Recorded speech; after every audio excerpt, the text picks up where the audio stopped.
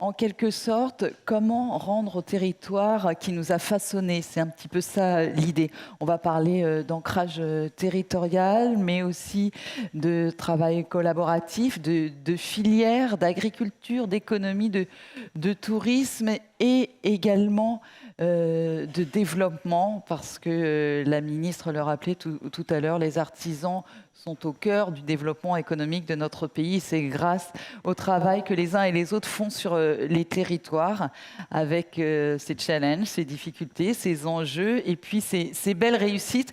C'est tout ce que vont vous raconter les personnes qui vont me rejoindre sur scène. S'il vous plaît, j'appelle Laure Lignon, Lise Rattoni, Olivier Ducatillon, Benjamin Moutet et Bruno Nahan.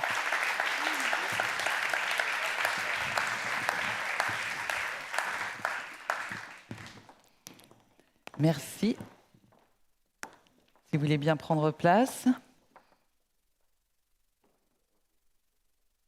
Il y a une place pour tout le monde ? Parfait. Parfait. Alors, je vais vous citer une petite phrase de l'UNESCO. Je vous le dis tout de suite. C'est en allant surfer sur le site internet de Terre et Fils que je l'ai trouvé, mais j'ai trouvé qu'elle rassemblait assez bien les idées dont nous allons débattre tout de suite et qu'elle donnait un petit peu l'impulsion sur ces échanges. Je cite, « Les savoir-faire locaux sont issus d'une longue histoire d'interaction avec leur environnement naturel. Ils sont à la base d'un développement durable localement adapté. » Et c'est bien ce que vous faites, messieurs, dames, au quotidien. Donc à côté de moi, Benjamin Moutet, bonjour, dirigeant des Tissages Moutet, entreprise du patrimoine vivant. On y reviendra dans un instant. Lise Rattoni, bonjour. N'oubliez pas les uns et les autres de prendre vos micros, puisque nous avons la chance d'avoir un micro par personne. Voilà, et comme ça, nous vous entendrons mieux. Lise, donc, émailleuse d'art sur métal, présidente, vous avez relancé le SPEF, donc les syndicats de votre métier rare, on peut l'appeler. Olivier Ducatillon, à côté, bonjour. Dirigeant de Lemaître de Mester et président de l'Union des industries textiles, c'est bien ça. À côté, nous avons Bruno Nahan, bonjour. Dirigeant de Bugis, on ne dit pas le S. Bugis. Bugis, on dit le S. Maille verte vosgienne qui, comme son nom l'indique, est dans les Vosges.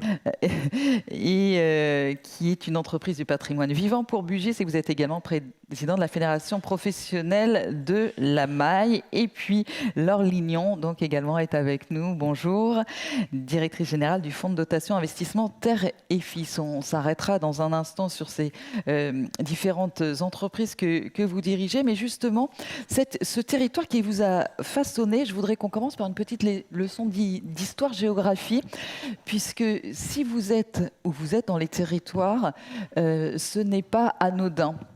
C'est que derrière, il y a une longue histoire. Je vais essayer de le faire par ordre chronologique. Peut-être je vais me tromper un petit peu, mais je vais commencer avec vous, Lise, parce que vous me disiez que l'émail dans le territoire limougeaud, parce qu'on connaît Limoges, on connaît Bernardaud, on connaît Weston, on connaît la porcelaine de Limoges, mais ce qui se sait moins, c'est que l'émail, et vous qui êtes fille d'émailleurs, vous le défendez bec et ongle, a aussi son histoire qui remonte au Moyen-Âge, c'est bien ça? Oui, c'est bien ça. Oui, l'émail sur métal, en fait, c'est développé 5000 ans avant Jésus-Christ, bien avant, mais à Limoges, c'est développé au Moyen-Âge. Et depuis, alors il y a eu des morts et des renaissances, mais ça a toujours été ancré, une spécialité de Limoges. Et malgré tout, on essaye de le faire rayonner en dehors de Limoges, mais ça reste quand même un métier de niche, un peu discret, et pourtant beaucoup d'ateliers en fait travaillent pour des grandes maisons. Vous en avez une trentaine dans la région région, et après donc moi j'ai repris ce syndicat qui est quand même vieux de 80 ans. Hein, ça a été créé en 1937 toujours par les professionnels émailleurs bénévolement, hein, toujours impliqués dans la défense de ce métier. Et donc, depuis, oui, on œuvre vraiment... On va y revenir, mais pourquoi, savez-vous pourquoi ce métier-là, ce savoir-faire-là, s'est installé dans la région? Qu'est-ce qui a fait? On ne sait pas exactement. Alors, la porcelaine, on le sait, parce qu'il y avait les gisements de kaolin. À Limoges, il y a un passé religieux très ancré. Il y avait les orfèvres sur place. Donc, déjà, le travail du métal était développé pour la production d'objets liturgiques. Et puis est venu l'émail. Donc, l'émail, c'est du verre. En fonction des supports, il varie dans sa composition. Et cet émail-là apportait de la couleur à ces objets liturgiques. Et donc, cet émail est fragile, il nécessite une eau pure. Et donc, Limoges, je pense, était adapté aussi pour ce travail-là, cette application. Et ça s'est développé comme ça, avec des productions qui se sont diffusées pendant 2 siècles partout en Europe et qui, aujourd'hui, ont une grande valeur et qu'on retrouve dans les grands musées du monde, notamment au Louvre, à New York aussi. Voilà, donc il y a quand même un développement lié à l'histoire religieuse de Limoges, du Limousin. Et au terroir, d'une certaine manière, en tout oui, cas. Au terroir et aux connaissances qu'il y avait sur place avec les orfèvres. Et c'est exactement ce qui se passe aussi pour le textile, parce que le textile, il vient de l'agriculture, et on va voir que c'est différentes histoires, il y a différents bassins. Vous êtes plusieurs représentants sur cette table ronde de ces savoir-faire textiles. Olivier Ducatillon, 1835, c'est bien ça l'entreprise que vous avez rachetée, le Maître de Mester, en 2008, donc qui est en plus toujours sur le site historique. Là, on est vraiment sur un ancrage assez ancien. Ancrage territorial, juste petit aparté, sur le côté ancien, parce que j'étais bluffé par l'historique de l'émail. Le linceul, ça vous parle, j'imagine, oui. Mais vous n'avez peut-être jamais fait le lien. Le linceul était en lin, donc ça remonte vraiment très loin. Et pour vous dire, en termes de durabilité, c'est exceptionnel, puisqu'il y a encore des morceaux de l'époque, donc c'était juste pour la petite histoire. Pour le 1835, on va fêter presque nos 200 ans. Julien, t'es un petit jeune à côté, excuse-moi, il faut encore un peu de temps, mais c'est pas mal, voilà. Donc le territoire, oui, on est à côté d'une rivière qui s'appelle la Lys, et parce qu'à l'époque, les tissages de lin étaient à côté des rivières, parce qu'on rouissait le lin sur les berges des rivières, et il y avait dans notre rue une quinzaine de tissages qui étaient à côté. Donc c'est ancré forcément à une histoire, le textile et les Hauts-de-France, et aussi à cette emplacement géographique et au fait que le lin pousse en Normandie et dans les Hauts-de-France. Donc, ce qui explique aussi les localisations. Et c'est le cœur de votre métier, parce qu'on ne l'a pas précisé encore. Nous sommes tisseurs de lin, et alors, sans aucune fausse modestie, on dit qu'on est le dernier spécialiste du lin parce qu'on ne fait que ça. C'est pas parce qu'on est super bon et bien meilleur, même si on est bon dans ce qu'on fait. Mais on ne fait que du lin. Et tout ce qu'on fait, c'est à base de lin. Donc on peut dire qu'on est le dernier spécialiste de lin. Mais il y en a d'autres qui tissent du lin parmi d'autres choses. Et ça va faire bientôt 200 ans. Donc pour le côté historique et tradition et côté intérêt des médias ou des clients américains quand ils viennent nous visiter, c'est génial d'être dans les locaux d'origine. Pour la maintenance, c'est beaucoup moins drôle. J'imagine que ça a d'autres enjeux. Benjamin Moutet, on change de région. On part pour le Pays Basque avec les tissages Moutet, 5e génération. Vous, c'est 1874. On n'est pas très loin. Linge de table et de cuisine. Pourquoi cette tradition au Pays Basque ? Est-ce que vous pouvez prêter votre micro le temps que... Voilà, on règle ce petit problème. Merci. Même chose avec l'agriculture. Le sud-ouest est une région verte, donc les travaux agricoles étaient la principale source de revenus. Et pour travailler au champ, il fallait pouvoir se vêtir solidement et aussi protéger ce qui valait le plus cher dans la ferme avant le tracteur, c'est-à-dire les bœufs. Donc on habillait le bœuf d'une toile de lin. Pour le coup, le lin poussait dans le sud-ouest aussi. On était très pratique à l'époque, donc on s'approvisionnait de ce qu'on avait localement. Donc on a la même pluviométrie, les mêmes entrées maritimes que la Normandie. Donc il y avait cette ressource locale. Et du coup, voilà pourquoi vous êtes installés aujourd'hui, les tissages Moutet, et toujours là, du côté d'Orthez. Exact, donc ça fait 5 générations qu'on fabrique du linge de table, nous, c'est des nappes, des torchons. Alors cet après-midi, on a le jacquard français qui est une de nos confrères, EPV. Donc on n'est plus beaucoup, donc l'idée c'est de protéger le tissage. Donc le témoignage aujourd'hui va beaucoup tourner autour de l'industrie et le fait de maintenir les machines comme Olivier, les machines textiles en France pour éviter la désindustrialisation. Et on va voir, vous parlez de l'industrie, mais avant, je vais revenir à vous dans un instant. Mais il y a l'agriculture, il y a quand même cette terre et ce terroir qui font que l'ancrage est important et qu'on va parler de filière, bien plus que finalement juste d'industrie. Bruno Nahan, du côté de Bugis et du côté de Troyes, là aussi une autre terre de textile, peut-être pour d'autres raisons. Vous êtes un des derniers fabricants d'étoffes en maille.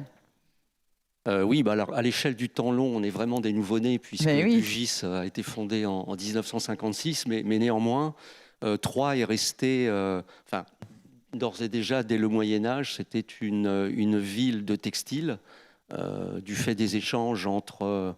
je fais appel à mes quelques réminiscences de l'histoire de France. Mais en fait, c'était un lieu de passage entre le duché de Bourgogne et ce qu'était le royaume de France. Et il y avait donc toute une série de villes, de foires, dont Troyes, et qui déjà étaient relativement internationales, puisqu'il y avait à la fois les Italiens, les Allemands, les Flamands, les Français. Et il a été conservé cette tradition dans notre jargon local, c'est la bonnetterie. On ne va pas parler d'étoffe en maille, mais on va parler de bonnetterie. Puisque de mémoire, et j'arrête avec les références historiques pour ne pas vous coller une migraine, mais lors vraiment de l'essor au moment du début de l'ère industrielle et de la mécanisation, en fait, Troyes était vraiment spécialisé dans la fabrication des bonnets et des bas en laine, puisque les chambres étaient, vous pouvez l'imaginer, très froides, et d'où le terme bonnetterie. Donc il y a effectivement encore... au-delà de ces références historiques que je vous ai citées, il existe encore un certain nombre d'acteurs forts, des grosses sociétés qui ont encore leur site de production, c'est Lacoste, c'est Petit Bateau, entre autres, et puis encore quelques acteurs de la filière textile. Et d'où l'importance de se serrer les coudes, justement, pour continuer cette belle histoire. Laure Lignon, directrice générale du fonds d'investissement Terre et Fils, qui a été créé il y a 4 ans par Jean-Sébastien Decaux. Vous avez aujourd'hui cette participation minoritaire. Vous leur rapportez un peu plus que de l'argent, si j'ose dire, voire beaucoup plus que de l'argent. Ça fait partie, ça, de vos critères de sélection, finalement, des entreprises. Une entreprise qui a son outil de production avéré dans les territoires pour qui le savoir-faire est un patrimoine. Ça, c'est un des premiers critères. Mais bien sûr, il y a tous les autres. Alors, sans nous faire un inventaire à l'après-vert, mais quels sont ces autres critères qui font que vraiment, pour vous, l'important, c'est le lien entre le savoir-faire et le territoire ? Oui, on est une jeune société d'investissement, en effet, détenue par une structure philanthropique, le fonds de dotation Terre et Fils. Nous, ce qui nous intéresse, c'est d'avoir un impact territorial à travers les entreprises de savoir-faire. Donc, ce qui nous intéresse, c'est comment est-ce qu'on arrive à faire que toute la valeur des savoir-faire pour le territoire soit vraiment révélée. Et donc, cette valeur-là, elle est économique de manière évidente. Mais ce n'est pas juste les emplois créés, c'est aussi est-ce que justement je rentre dans des logiques d'écosystème local, dans des logiques de filière, est-ce que je cherche à travailler avec des sous-traitants, des partenaires, est-ce que j'ai la vision que j'ai un patrimoine entre les mains et que je cherche à le partager. Ça c'est vraiment très, très important dans la manière dont on le réfléchit, donc on le donne à voir.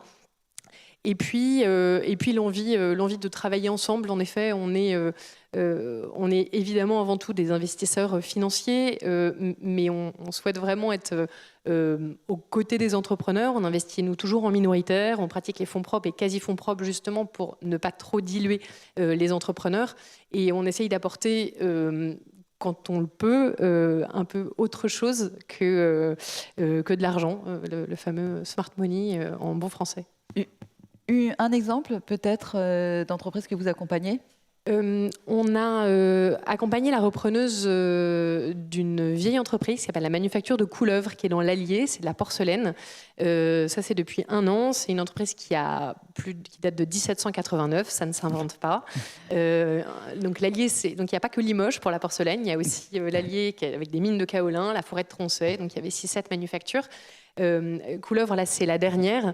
Et c'est vraiment un très bel exemple. Déjà, elle porte le nom du village dans lequel elle est, c'est vous dire le patrimoine. Les murs de la manufacture appartiennent à la mairie. Et quand, donc, c'est 12 emplois dans ce village de 600 habitants. Mais quand elle a ouvert les portes de la manufacture pendant les journées du patrimoine, les témoignages qu'elle a reçus disaient vraiment quelque chose de « mais chez moi, j'ai de la porcelaine de Couleuvre ». C'était des habitants de la région. Et merci de continuer à faire vivre cette manufacture parce que ça représente quelque chose pour nous. Et c'est une entreprise qui a aussi à cœur de d'avoir des liens localement, travaillant avec l'école de design de Moulins, travaillant avec Pôle emploi. Voilà, nous, on cherche vraiment des entrepreneurs qui vont être dans une recherche aussi d'impact territorial au-delà de juste l'économique. Donc ça tombe bien, je ne sais pas s'ils ont besoin d'accompagnement, mais on en a autour de cette table, ou en tout cas sur ces fauteuils. Vous le disiez, dans vos critères, il y a aussi l'idée qu'il n'y a pas de savoir-faire sans filière. Benjamin Moutet, vous travaillez justement, vous, à la réintroduction du lin dans la région. C'était une de nos démarches, effectivement, dans la recherche historique de notre patrimoine. On s'est aperçu, donc on fabrique du linge basque. Le linge basque est à partir de lin. Donc, quand il a fallu travailler sur l'indication géographique linge basque qu'on a déposé en 2020, il a fallu donc présenter un cahier des charges à l'État pour expliquer la notoriété, le tissu industriel et donc pourquoi au début on fabriquait ce produit. Et dans ce questionnement-là, on était à la recherche de la matière première, le lin qui a complètement disparu du sud-ouest au profit du maïs, qui est beaucoup plus rémunérateur pour les agriculteurs, et aussi pour des problèmes de pollution des rivières. On parlait du ruissage dans la rivière, c'est vrai qu'il y a cet impact environnemental. Donc le lin a complètement disparu du sud-ouest. On se demandait, mais alors, ok, comment on peut faire pour rééduquer ou réapprendre à fabriquer, à faire pousser du lin. Et donc dans cette quête-là, on s'est associé à des agriculteurs pour recréer une filière. Alors c'est tout à fait modeste par rapport à la Normandie et les Hauts-de-France qui sont le premier producteur mondial. Nous, c'est une démarche bénévole, anecdotique, on va dire, par rapport au marché mondial, mais quand même, ça a une vertu, c'est mettre du lien entre l'industriel, l'agricole, l'éducatif. Oui, parce que vous faites ça avec un enseignant également. Oui, c'est ça. On était en lien avec l'éducation nationale pour aussi sensibiliser les jeunes agriculteurs à des pratiques plus vertueuses. Je pense qu'il ne faut pas blâmer les agriculteurs qui utilisent des pesticides. C'est aussi un besoin de se nourrir au quotidien et de payer les factures. Donc je pense que ça doit être une démarche commune d'encourager justement la transition. Et du coup, on plante un peu de lin, un peu de coton. Mais encore une fois, c'est tout à fait marginal. On utilise peut-être quelques bobines en trame dans notre production, mais c'est la graine qu'on plante à notre échelle, comme disaient Julien et Myriam ce matin. C'est notre petite contribution. Et d'autant qu'avec le coton, là également, vous avez entrepris d'en parler, en tout cas d'emmener avec vous une école d'ingénieurs. Donc on a encore cet aspect éducatif et où plusieurs mondes, l'idée c'est que vous êtes l'impulsion qui va permettre à plusieurs mondes de se rencontrer et de faire avancer le territoire. Oui, alors le coton c'est marrant parce qu'à Tarbes, à l'école d'ingénieurs de Tarbes, il y est en résidence un ingénieur indien spécialiste du coton, figurez-vous. Et donc l'idée pour le coton dans le sud-ouest, c'est de voir est-ce que le coton va demander plus ou moins d'eau que le maïs. Si le coton va demander plus d'eau que le maïs, on arrête. Par contre, si on peut faire une économie d'eau sur le maïs qui est très gourmand en eau, à ce moment-là, on pourrait réfléchir, dans le cadre de tensions géopolitiques avec l'Asie, à un approvisionnement peut-être plus approprié pour le coton, qui reste encore une démarche très anecdotique. Je le dis parce qu'on est sur 2 à 4 hectares plantés de coton. Voilà. Mais c'est le début de la réflexion. Olivier Ducatillon, vous appartenez à une coopérative linière depuis 2020 qui s'appelle NatUp. Et pour le coup, l'ancrage, il est véritablement là. Et votre slogan, c'est « La terre nous inspire ». C'est le slogan de notre coopérative NatUp. Et ce qui a fait qu'on s'est rencontrés, c'est que nous, on était bien ancrés dans notre territoire. Et en fait, cette coopérative agricole avait pour ambition de recréer une chaîne de valeur 100% française autour du lin, depuis le champ jusqu'au produit fini. Donc c'était pas gagné, puisqu'il n'y avait plus de filature de lin en France depuis plus de 20 ans, et que c'était des métiers qui avaient complètement disparu, donc des savoir-faire qui devenaient très rares, trouver les gens qui étaient capables aussi de former et de pouvoir faire tourner ces machines, c'était pas gagné. Et c'est un pari qu'on a relevé. Dès que nous, on est rentré au sein de cette coopérative, la première chose qui a été décidée, c'est d'investir dans cette nouvelle filature. Et aujourd'hui, on peut se targuer, et je suis désolé, on fait forcément un peu de pub, hein, dans ce chèche bleu-blanc-rouge qui est fait avec du fil en lin normand, qui a été fait dans la filature et qui a été tissé dans les Hauts-de-France. Et ça, c'est un produit, et c'est unique de pouvoir revendiquer une traçabilité totale avec un lin 100% français et avec vraiment une volonté de redonner toute cette valeur au territoire qui avait complètement disparu pour, en tous les cas, un maillon important de la chaîne. Et si on avance un peu plus loin justement dans la chaîne, vous avez créé, imaginez, vous faites partie de la Textile Valley. Est-ce que vous pouvez nous en dire un petit peu plus ? La Textile Valley, c'est un exemple qui est né des Hauts-de-France, mais qui, je pense, Luc a introduit son discours en parlant du collectif, et je pense qu'aujourd'hui, j'ose espérer que ça peut encore durer. Le Covid nous a, j'ai envie de dire, a remis les choses un peu à leur place. Malheureusement, l'être humain oublie vite, et il ne faudrait pas qu'on reparte dans nos dérives ou dans nos comportements qui ne suivent plus ces belles résolutions. C'est de dire que ensemble on va plus loin et qu'on a le même but et qu'on essaye d'avoir une offre et de tous aller dans le même sens sans multiplier les structures. C'est très français, je ne vais pas vous le dire. En France, on adore. Il y a toujours une structure qui pense qu'elle va faire mieux que son voisin et qu'il faut la faire différemment parce qu'il y aura quelque chose en plus. L'idée, là, c'était au contraire de rationaliser et de dire, donc c'est né dans les Hauts-de-France. Au niveau de l'Union des industries textiles en national, on voudrait faire la même chose. Mutualiser, rationaliser pour être plus efficace, pour utiliser l'ensemble des expertises, parce qu'on a des expertises incroyables, que ce soit à l'INMA, que ce soit dans toutes les régions EPV, les associations régionales des EPV, et nous dans notre syndicat textile, on a des expertises incroyables, mais qui peuvent parfois être diluées, disséminées. Et la force, c'est vraiment d'essayer de rassembler tout cela pour essayer de faire. Donc cette Textile Valley, c'était ce lancement d'une offre collective avec tout l'écosystème.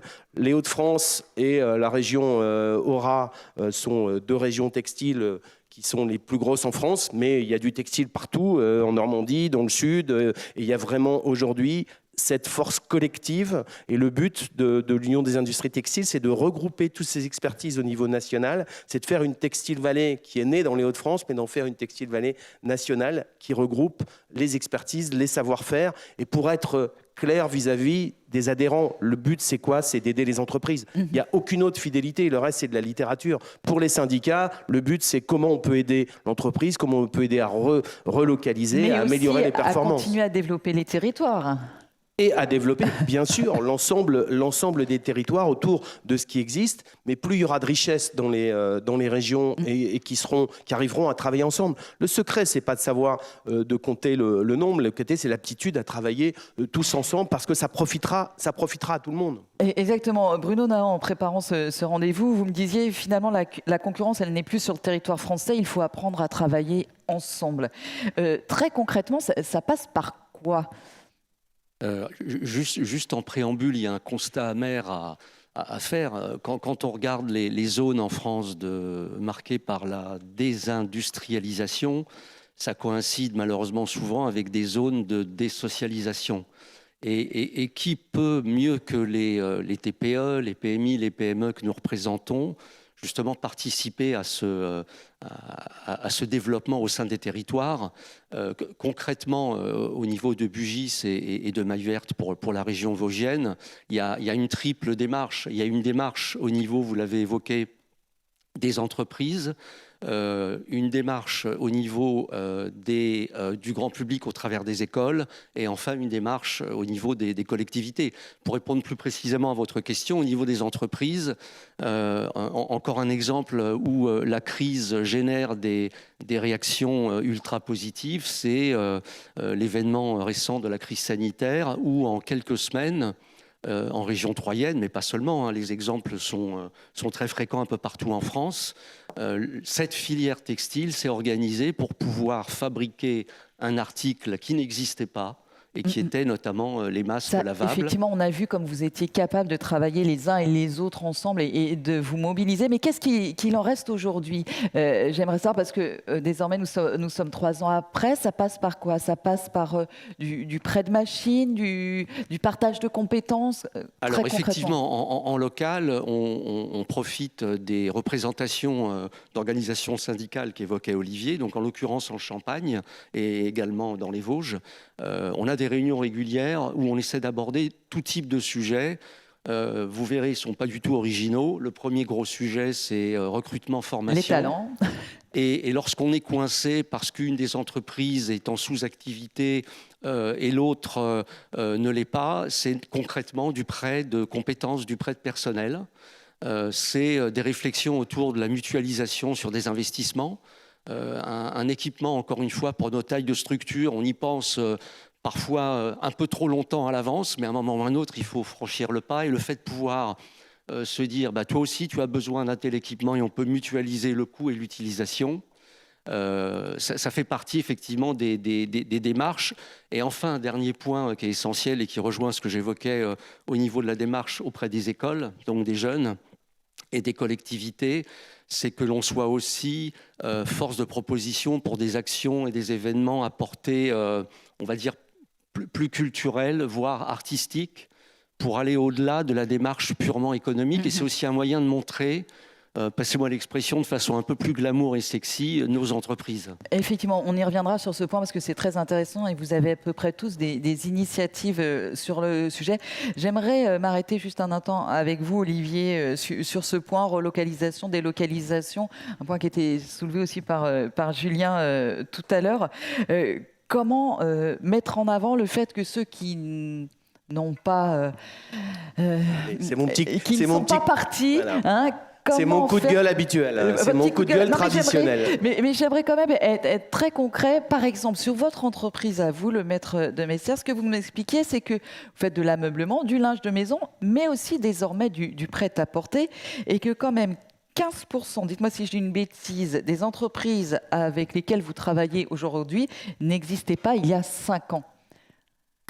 Ça veut dire qu'il faut s'adapter, ça fait rester jeune le textile, c'est ça qui est bien. On essaye de s'adapter aux fameuses DNVB qui ont vu le jour, donc les Digital Natives, qui sont arrivés tous avec un modèle très similaire en disant j'ai une idée géniale, ils l'ont tous eu, c'est je veux faire une collection, une activité éco-responsable tracée à 100% Made in France. Super, vous êtes le 30e cette semaine, bravo monsieur, c'est génial. Et ceci dit, ils avaient identifié qu'il y avait un marché. Au moins ça, on peut déjà s'en féliciter et le temps et l'histoire leur a donné raison. Donc nous, c'est devenu génial parce qu'on est devenu un studio vidéo, on a fait choisir les coloris par les communautés sur les réseaux sociaux. Vous imaginez qu'à 60 balais, moi la première fois qu'il m'a dit ça, j'ai dit ouais bon allez, t'es sérieux, tu me décides, on parle de business un peu. Et puis, on s'est adapté. Aujourd'hui, on a 15% de notre chiffre qui est fait avec des sociétés qui n'existaient pas il y a 5 ans. Et ça, effectivement, c'est une adaptation. Alors, mon coup de gueule habituel, c'est effectivement de dire la relocalisation, c'est génial. Bravo à tous ceux qui étaient partis puis qui ont décidé de revenir pour des raisons plus ou moins légitimes, mais il y en a pour des super bonnes raisons avec des vraies convictions et des vraies envies. Et je dis super. Bon, nous, ça fait quand même presque 200 ans qu'on n'est jamais partis. Donc, on est là, voilà, on est là et ne nous oubliez pas, je crois que ça fait plaisir un peu et je le rappelle volontiers parce qu'on aurait tendance à l'oublier, à s'extasier des gens qui relocalisent, c'est très bien, mais il y en a qui relocalisent 2% et qui continuent à faire 98% et c'est bien et c'est très bien et moi j'encourage toutes ces initiatives et il faut surtout pas être intégriste ou ayatolesque dans le dire en pointant du doigt en disant ah ouais mais t'es pas parfait toi parce que tu fais pas non c'est pas du tout le discours ni au niveau de notre entreprise ni au niveau de notre fédération. Toute initiative est bonne à prendre. La relocalisation, elle ne fonctionnera que si on encourage toutes les initiatives. Du petit début, c'est du pas à pas, c'est vraiment comme ça que ça se passera. Et il ne faut surtout pas tirer à boulet rouge, il faut encourager et il en faut de plus en plus et il faut pousser, même si le contexte n'est pas toujours aidant et facilitant pour le sujet. Laure, en quoi ces entreprises du savoir-faire, justement, celles qui résistent, sont-elles une opportunité d'investissement? Ce que vous cherchez à faire derrière, c'est la perpétuation des savoir-faire. On voit bien que ceux qui ne sont pas partis ou ceux qui font en sorte que ça continue à exister sont ceux qui sont les plus courageux ou ceux que vous avez envie d'aider. Oui, parce que leur ancrage est une vraie force. C'est-à-dire que ce soit... Alors, on n'est pas intégriste non plus, et on peut prendre des jeunes entreprises qui se créent, qui vont s'appuyer et faire vivre un savoir-faire très, très patrimonial. Mais on voit beaucoup de valeur dans justement l'ancrage du savoir-faire et son historicité.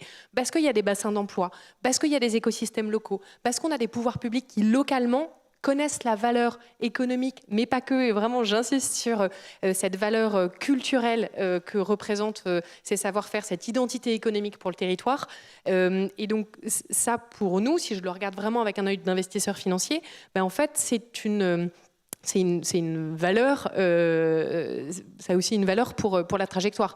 Et nous, et je reviens sur la question des filières. Nous, c'est vrai, on le dit avec une formule un peu lapidaire. Il n'y a pas de savoir-faire sans filière. On se dit ça entre nous. Et en tant qu'investisseur, nous, on doit investir dans des entreprises qui ont un avenir. Donc, on se doit d'accompagner des entreprises qui, elles, s'investissent dans leur filière, qui vont jouer collectif, qui vont chercher à avoir un impact significatif sur leur territoire, chercher à avoir une force d'entraînement. Et par exemple, quand une de nos participations, donc 1083, qui fait des jeans à partir de Romans-sur-Isère, a voulu reprendre un de leurs sous-traitants qui était en difficulté, Tissage de France dans les Vosges, on les a accompagnés parce que voilà, le tissage dans les Vosges, cet ancrage historique, il a beaucoup de sens. Et quand on a ensuite financé la relance de l'activité, la création de l'activité de confection aux côtés d'un autre industriel, on a été très aidés dans l'opération par l'écosystème local et national, par les filières, par les autres ateliers de confection, par le pôle emploi vosgien. Donc, on est vraiment... enfin, je veux dire, si les Vosges n'avaient pas été ce bassin textile-là, je ne sais pas si on aurait eu cette force d'entraînement. En tout cas, voilà, nous, c'est notre conviction première d'investisseur, ce qui meut notre thèse d'investissement, c'est qu'on croit à la valeur du savoir-faire ancré dans son territoire. Vous avez cité des partenaires importants, parce que là, on parlait de manufactures, d'industriels, de collectifs, de filières. Il y a tout ce qui est aussi les collectivités, les institutionnels. En Normandie, je crois que c'est peut-être on a plus facile. Je crois qu'il y a un grand soutien pour les savoir-faire. Lise, j'aimerais qu'on s'arrête un petit peu avec vous sur ce sujet-là.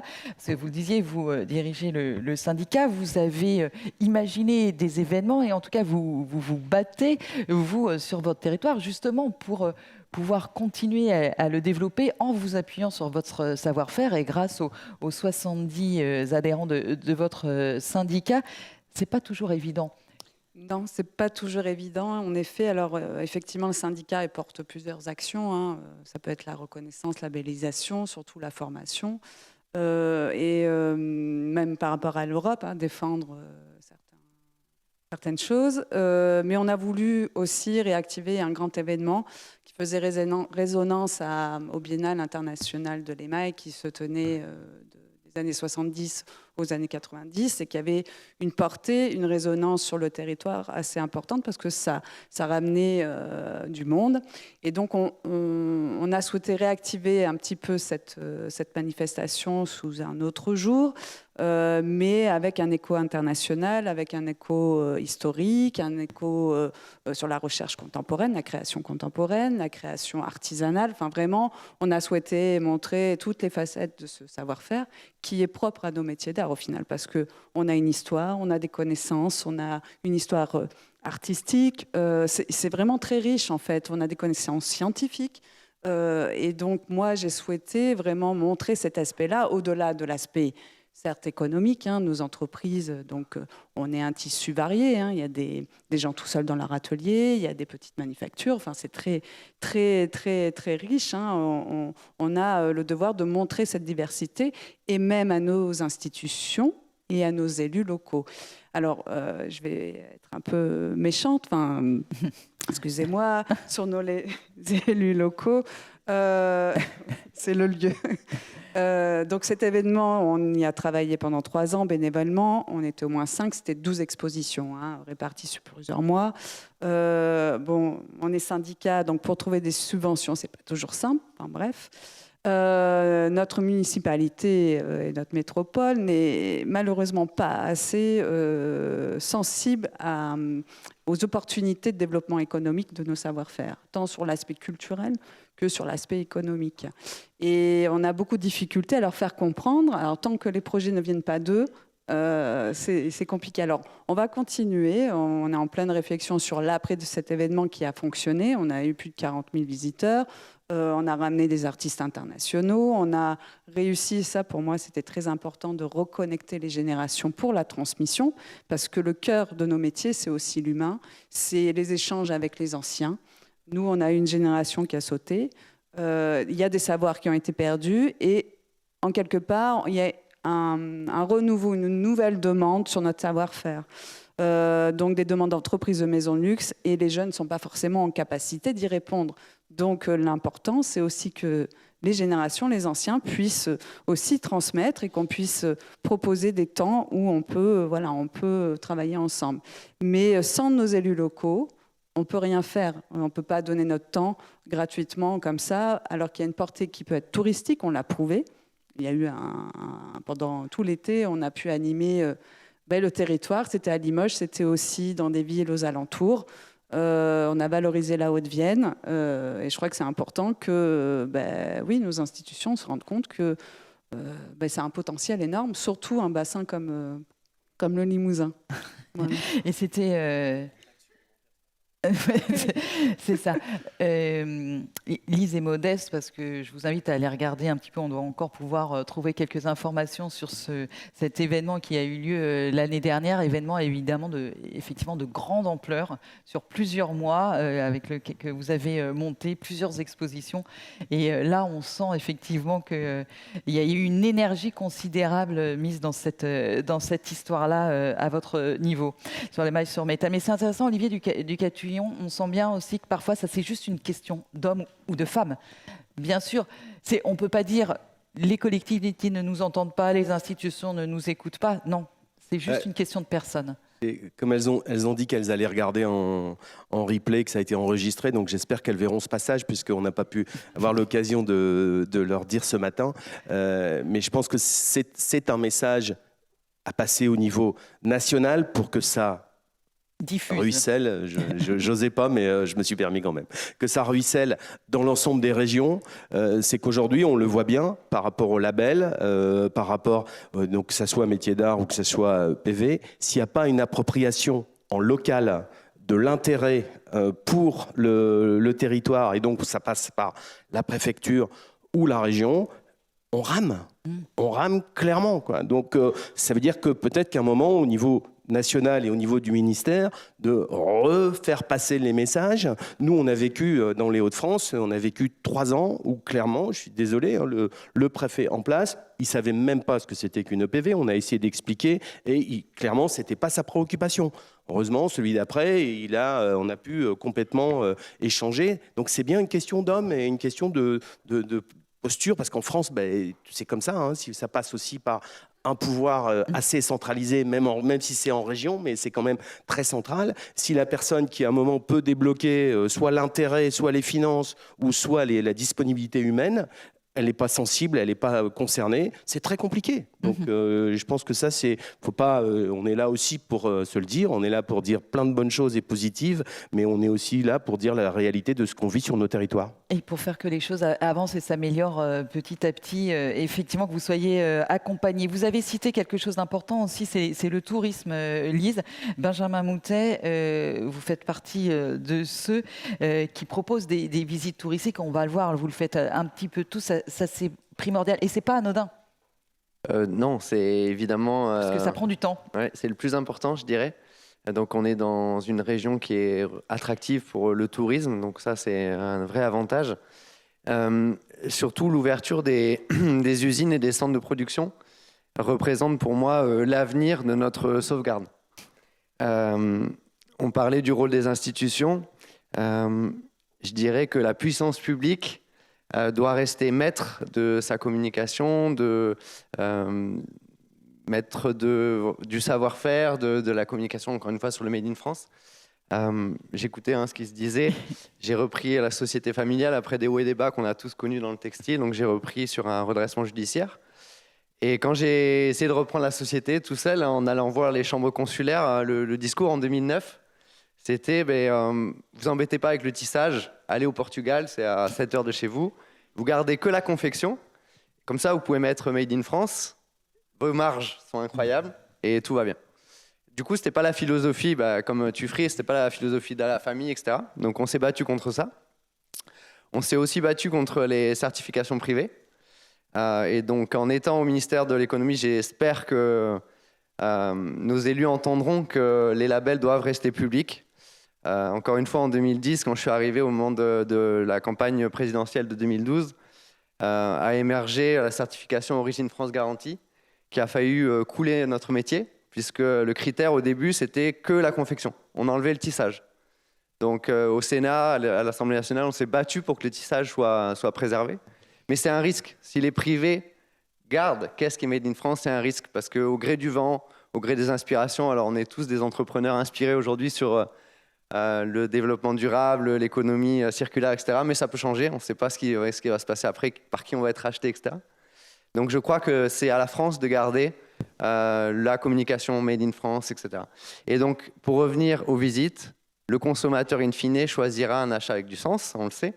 Et c'est en ouvrant nos sites de production qu'il pourra avoir un éclairage suffisant.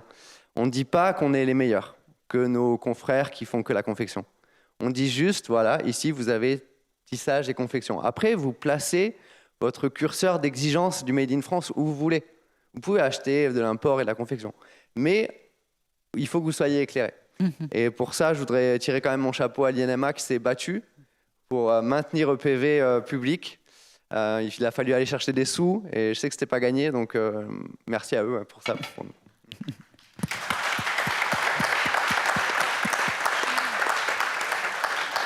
Et donc, ce qui est intéressant, c'est que les uns et les autres, vous faites partie désormais, plus ou moins, des circuits touristiques. Et effectivement, vous travaillez avec le guide de routard, avec l'Office du tourisme. Bruno Nahan, vous travaillez aussi avec les étudiants, parce qu'on disait, et vous l'avez dit d'un mot tout à l'heure, il faut faire découvrir et il faut, comme ce que fait Lise, il faut faire venir les touristes, mais simplement aussi rappeler aux gens qui sont là, à côté, des savoir-faire qui sont près de chez eux.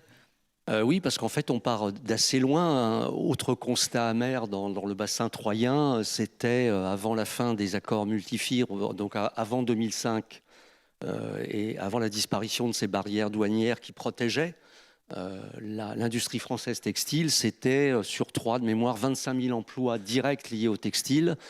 Aujourd'hui, c'est 2000. Et ce qui m'a frappé lorsque moi j'ai repris en 2015 Bugis, c'est auprès de la population jeune, les remarques que l'on avait en recrutement, c'était dire oui, mais le textile, mon grand-père a été licencié, ma tante, etc. Donc il y avait vraiment cette image qui existe encore aujourd'hui malheureusement de drame social. Donc le premier point que vous évoquez, qui est fondamental, c'est effectivement amener les écoles à visiter les ateliers. Moi, je suis toujours très surpris sur les réactions de personnes, jeunes ou moins jeunes, lorsqu'on leur montre une pièce terminée. On va partir sur quelque chose de basique, un t-shirt, et le grand public est étonné en disant « mais j'imaginais pas qu'il y avait toutes ces phases, toutes ces étapes de fabrication et donc ce savoir-faire derrière pour arriver à ce produit-là ».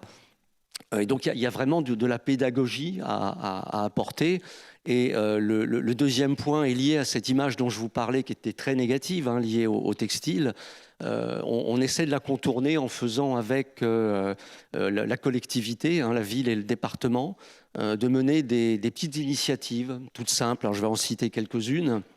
La première, il y a quelques années, c'était une initiative où Bugis a contacté un artiste, photographe, qui est venu choisir des étoffes et qui a réalisé toute une série de photos artistiques. Et grâce à ça, on a fait une exposition à Troyes et également à Paris, à la fois pour nos clients, mais également pour le grand public. Et le thème était « Tissu en mouvement ». Et on a pu pendant plusieurs mois, notamment durant la nuit des musées, proposer finalement cette approche artistique pour montrer ce qu'est aussi le textile. Autre exemple qui a bien marché, on a réussi à travailler avec Business Sud Champagne, qui est une entité économique territoriale. On a monté en fait des reportages photos dans différentes entreprises du textile troyen, où là le focus c'était les opératrices, les opérateurs, et on a fait une campagne d'affichage en ville en décembre dernier, où chaque opérateur, chaque opératrice était mise en avant, parlait très brièvement de son métier. Et ça aussi, c'est important parce que c'est souvent une fierté dont on ne parle jamais et que l'on passe sous silence. Les deux derniers exemples que je vais citer très rapidement, l'un d'eux, l'avant-dernier, va vous montrer ma haute moralité. C'est lors d'une discussion avec la directrice générale de la culture à Troyes, on est allé visiter la cathédrale de Troyes, qui est magnifique. Et en discutant avec le recteur et l'évêque, j'apprends que toute leur tenue, pour les offices liturgiques, c'est du pakistanais et du chinois. Et je me suis souvenu qu'à une époque, de Castelbaljac avait créé un vestiaire pour, je crois, Jean-Paul II. Et en toute humilité, à notre niveau, et le point d'orgue, ça sera pour les cérémonies, les messes de l'Ascension prochainement, on a réalisé donc, les chasubles, les dalmatiques, j'ai appris des mots nouveaux, qui sont 100% faits et réalisés à Troyes. Et enfin, je termine sur un projet qu'on a commencé à construire avec là aussi la ville de Troyes et le département.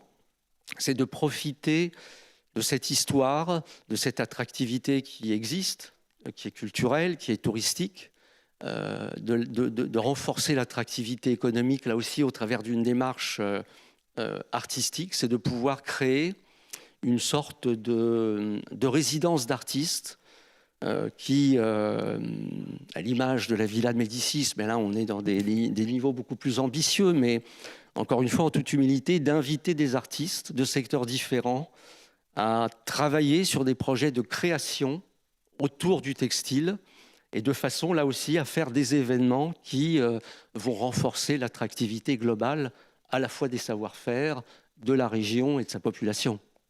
Olivier, je vous laisse la parole dans un instant. Je voudrais juste rebondir avec Lise parce que l'histoire des photographies dont vous parliez tout à l'heure, vous avez fait venir aussi Oui. un ou une photographe pour mettre en avant ces savoir-faire des mailleurs. Oui, tout à fait. On a fait intervenir Sophie Zénon, l'artiste photographe. C'est une artiste reconnue. Hein. Ça fait plus de 20 ans qu'elle travaille sur la question des savoir-faire. Par contre, elle a une vue plutôt artistique. Donc, on lui a passé une commande. Elle a été dans 11 ateliers qui pratiquent des techniques différentes.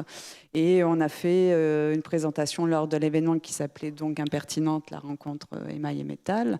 Et donc, c'était très épuré, très didactique, mais c'était très intéressant. Et donc, on a fait aussi cette démarche, juste une petite parenthèse pour parler de l'UNESCO aussi.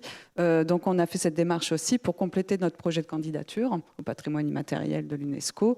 Et en amont, on avait fait tout un travail aussi de réactualiser l'inventaire national sur notre savoir-faire. Donc, depuis des années, en fait, tout ce qu'on met en œuvre, c'est des petites pierres qui nous permet après de Et c'est relier le passé à l'avenir, finalement. Voilà. Et vous êtes ce transmetteur. Oui, et puis c'est important dans nos métiers, justement, d'avoir des résidences, des projets artistiques, de faire rencontrer des artisans, des artistes. Quel serait votre prochain projet, d'ailleurs? Parce que je crois que vous me disiez, c'est quand même dingue. Dans d'autres régions, on a des maisons du design et autour de nos savoir-faire et pas chez nous. Alors, c'est vrai que je suis un peu frustrée parce que je pense qu'on pourrait avoir justement depuis très longtemps avoir mis en place des ateliers, des propositions de lieux, des ateliers pour les petits créateurs mais aussi pour les plus grosses entreprises dans Limoges. Ça me fait penser un peu à Florence en Italie où on peut circuler dans les quartiers et voir les ateliers. C'est ça aussi, c'est ça qui est intéressant. C'est ça que ça a une belle image pour le tourisme, mais c'est aussi, c'est aussi un moyen de cultiver les gens sur nos métiers et de développer et de les perpétuer. Donc c'est vrai que moi, je rêverais d'avoir des quartiers, des lieux où on pourrait développer justement ces partenariats, ces résidences, et permettre aux gens aussi de voir les ateliers plus facilement. Et tout le monde est content. Voilà. Olivier, sur ce point-là. Oui, sur ce point, et juste avant, parce que j'aurais dû le dire avant, pourquoi vous allez peut-être vous demander pourquoi l'Union des industries textiles est partenaire aussi de cette journée. C'est très simple. 15% des entreprises textiles de nos fédérations sont entreprises du patrimoine vivant ou métiers d'art. Donc ça, c'est peut-être quelque chose qui sautait pas aux yeux à tout le monde. Et nous, ça nous a paru évident d'être là, puisqu'on a répertorié, on a recensé, donc on a 15% de nos adhérents qui sont entreprises du patrimoine vivant. Et ça vous étonnera donc pas que nous ayons au niveau national et dans les régions un partenariat avec Entreprises et Découvertes. Donc, dont c'est la mission, je pense que vous connaissez tous Entreprises et Découvertes, la mission justement d'essayer d'organiser, de populariser, démocratiser le tourisme industriel. On a des savoir-faire et des usines vieilles ou moins vieilles, mais qui sont... c'est incroyable de voir l'intérêt grandissant autour de ces savoir-faire de la part du grand public. Nous, on a des appels toutes les semaines. Avant, c'était des associations, des organisations. Maintenant, c'est des particuliers qui appellent en disant « Bonjour, je voudrais visiter votre entreprise ». C'est pas facile, il faut se structurer, quoi. Donc, d'où les partenariats avec Entreprises et Découvertes pour essayer de structurer ça, pour le faire le mieux possible et en respectant nos règles de sécurité, la disponibilité, la ressource humaine. Et c'est pas toujours évident. Voilà. Merci. Benjamin, pour conclure, quel est votre prochain projet? Alors, on disait ça prend du temps, ce que vous avez mis en place pour la filière et l'agriculture, forcément, mais pour aller encore plus loin, peut-être pour être encore davantage moteur développement de son territoire, est-ce que vous avez des rêves comme Lise ou des choses plus concrètes qui vont bientôt arriver? Alors, plus concrète, oui, on a ouvert une boutique dans notre centre-ville. Orthez est une ville de 10 000 habitants, typique d'une ville française coincée entre deux énormes centres commerciaux, donc Leclerc et Super U. C'est centre-ville désertifié, donc en fait, on a montré l'exemple en réimplantant une boutique en centre-ville. À côté de chez nous est implantée une manufacture de bérets. Il y a des tapissiers qui sont inclus dans la dynamique de centre-ville. Donc, c'est ça mon rêve, c'est de réinvestir les centres-villes avec des ouvertures d'usines, on en parlait, et de façon plus pragmatique, l'extension du dispositif indication géographique au niveau européen et mondial. Donc, on a eu la confirmation en début de mois de mai que l'Europe se mettait d'accord sur un règlement qui protégera nos savoir-faire au niveau européen. Donc, la porcelaine de Limoges, le linge basque, bientôt la toile de Nîmes, j'espère. Donc, oui, c'est encourageant pour l'avenir, on est optimiste. Ah, c'est bien, on va finir là-dessus. Je voudrais finir avec vous, Laure, justement, vous qui observez et qui avez écouté tout ça et qui êtes observatrice de toutes ces entreprises, ces histoires, ces savoir-faire qui travaillent à l'ancrage et au développement de leur territoire.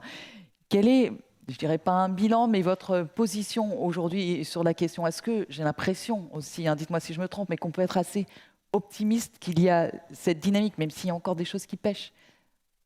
C'est vrai qu'il y a un contexte qui est favorable ces dernières années par endroits. La crise sanitaire nous a fait prendre conscience des questions de réindustrialisation, de souveraineté, le Made in France qui s'est développé, voilà, les consommateurs de plus en plus conscients, la prise de conscience sur le réchauffement climatique. Bon, voilà, j'enfonce plein de portes ouvertes que tout le monde connaît. Bon, et en même temps, la crise énergétique, la guerre en Ukraine, bon voilà, je veux dire, les entreprises de savoir-faire ont été aussi sacrément secouées ces derniers temps. Donc, on peut dire que l'État est quand même présent. Il y a beaucoup de choses. On est quand même très heureux d'avoir vu la BPI enfin prendre un virage vers le productif, de sortir d'un focus tech qui a eu plutôt, on va dire, dans les années 2010. Moi, j'ai juste l'impression que on ne regarde pas les entreprises de savoir. On les regarde un peu trop comme uniquement des objets économiques comme les autres. Les entreprises de savoir-faire, comme si voilà, une entreprise qui fait, je sais pas, des chaises en plastique quelque part, c'est la même chose que de faire du linge basque, et qu'en fait la valeur profonde de ces savoir-faire qui est au-delà de l'économique et au-delà du productif, et je pense qu'on l'a vraiment très bien entendu aujourd'hui, eh bien, elle mérite d'être davantage prise en compte. Et nous, en tout cas, c'est notre ambition, c'est côté privé, il y a le public d'un côté, mais côté privé, nous, d'attirer davantage de fonds vers ces entreprises de savoir-faire pour qu'elles puissent davantage se développer. On a des bons signaux côté financeurs privés ou parapublics au niveau national. Mais surtout d'aussi pouvoir mobiliser des investisseurs locaux, de leur montrer que si ce sont des investisseurs qui ont une logique de capital patient, parce qu'on a beaucoup parlé du temps long ce matin et c'est absolument nécessaire que l'investisseur soit dans une logique de capital patient et qu'il ait à cœur la revitalisation des territoires, les entreprises de savoir-faire, ce sont des belles aventures à accompagner. Et qu'il faut pouvoir aussi mobiliser les investisseurs locaux dans ces aventures-là. Donc voilà, nous en tout cas, c'est notre ambition. Et c'est vrai que cette valeur ajoutée, elles étaient là pour le rappeler. Je vous donne la parole, Bruno, et il va falloir conclure. Mais elles étaient là pour le rappeler. La présence des deux ministres de la Culture et de l'Économie qui désormais s'expriment en duo sur ces questions-là en attendant le plan pour les métiers d'art qui arrivera très bientôt est quand même un signe de cette importance de valeur ajoutée et de cette particularité des savoir-faire. Un dernier mot rapidement. Oui, très rapidement. Merci pour compléter le point qu'évoque Laure. Et les témoignages ce matin étaient à la fois passionnants et hyper touchants. Mais ça montre bien que la pure logique cartésienne de notre cortex cérébral n'est pas la seule et qu'il faut aussi laisser parler le cœur. Et les témoignages de ce matin encore étaient super éloquents. Mais ça veut dire aussi qu'il faut accepter de changer de paradigme. Et quand on parle de temps long, quand on parle de capital patience, comme vous le dites à juste titre, il faut aussi accepter que la productivité n'est pas celle qui est attendue par à la fois les clients et par les financiers. Il faut aussi effectivement savoir capitaliser sur le long terme et ne pas faire des choix de court terme. Et je termine juste sur un tout petit point pour renforcer l'intervention de mon ami et collègue président de l'UVT. Nos structures sont petites, elles sont fragiles financièrement. On essaie, et l'exemple de Myriam et de Julien est super éloquent, on essaie de passer toutes ces énormes épreuves. Il y a quand même beaucoup de choses qui reposent sur nos frêles épaules en termes de formation, d'investissement, de contribuer à la socialisation des territoires. Et seul, on n'y arrivera pas. Donc effectivement, il faut qu'il y ait un accompagnement qui existe, mais qui doit encore se renforcer au niveau des régions et au niveau du gouvernement, au niveau de l'État. Mais je suis assez impressionnée que ce soit au niveau de, pardon messieurs, mais de votre génération ou de celle de ceux que nous avons entendus ce matin.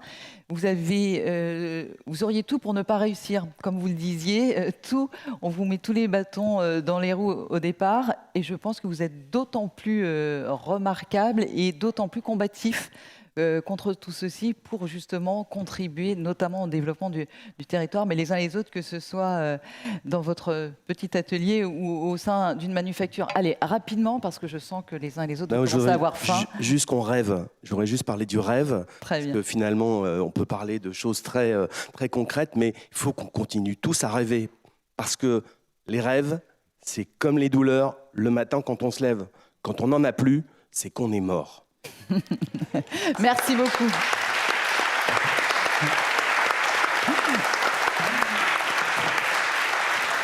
Merci beaucoup à tous les 5. Donc, une belle pause déjeuner. On se retrouve à 14h30. Si vous le voulez bien, on parlera d'international pour la prochaine table ronde. Et aussi, bien sûr, le sujet qui vous intéresse tous, comment rester attractif et comment attirer de nouvelles recrues. À tout de suite.